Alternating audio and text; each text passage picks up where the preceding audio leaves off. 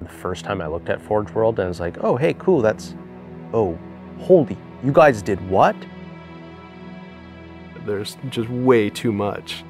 You can't keep it all in your head at once. It was so beyond our production capability. We were just like, you know, that's crazy. We can't do that.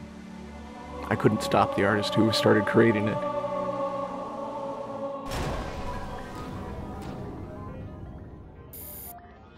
Forge is our editing tool that players can build their own maps. I mean, at its core, it's a map editor. We always had this vision right from the get-go, which is anyone can build anything. Giving the fans the tools, they can take it and run with it and make it their own.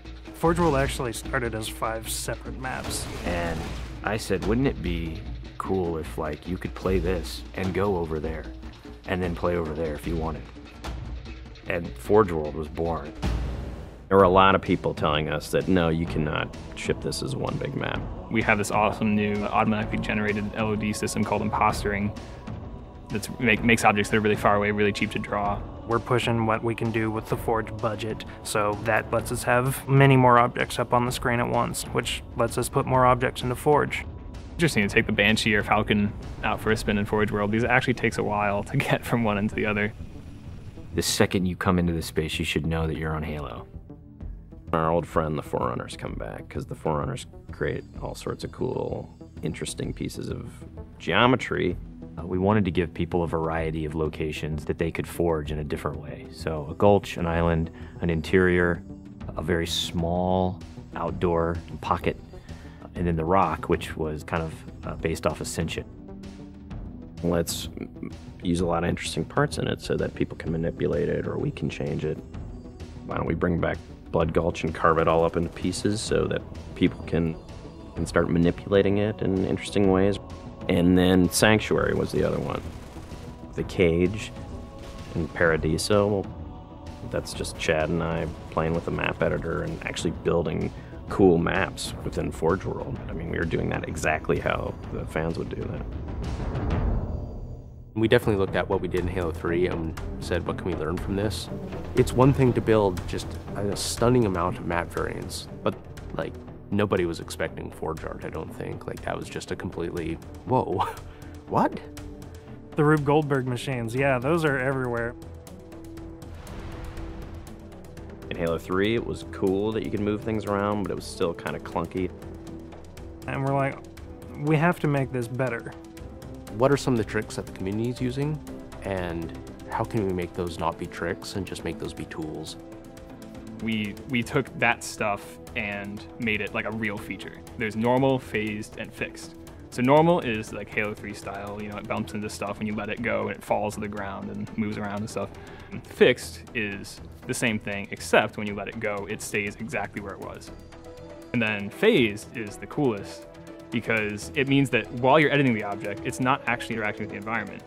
You can put it through a wall, you can put it, you know, through other objects.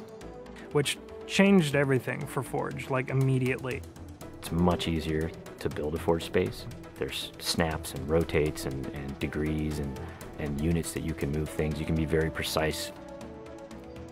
The camera controls, it's actually really good for object placement because like little touches on the stick don't translate into really sudden jumpy movements. And then we also have a fine editing mode. You click the stick in and then your camera starts moving very slowly. You're not spending like 3 hours trying to get one block to line up directly to 3 other blocks. You can select individual objects and say, get rid of all the objects of this type. So if you're trying to get rid of all the spawn points on a map because you want to go and replace all the spawn points, you can do that.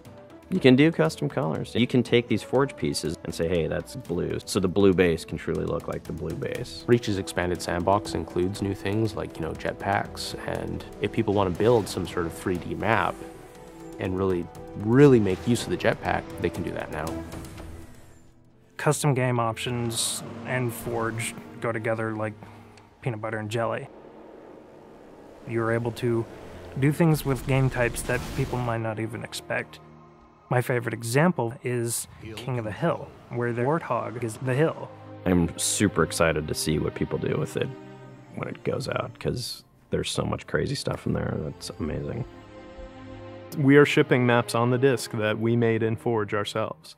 So The tools are there. If you have the time and the talent, you can make it. The community is just going to outstrip us and spank us.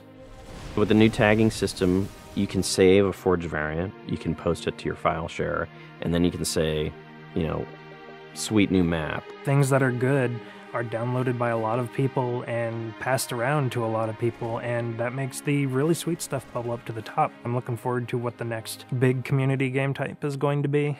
We realized that Reach was our swan song to Halo, and what better way to do that than to let people do what we've been doing all along, which is creating new cool maps. It's nice to go out with a bang, and this is a pretty big one.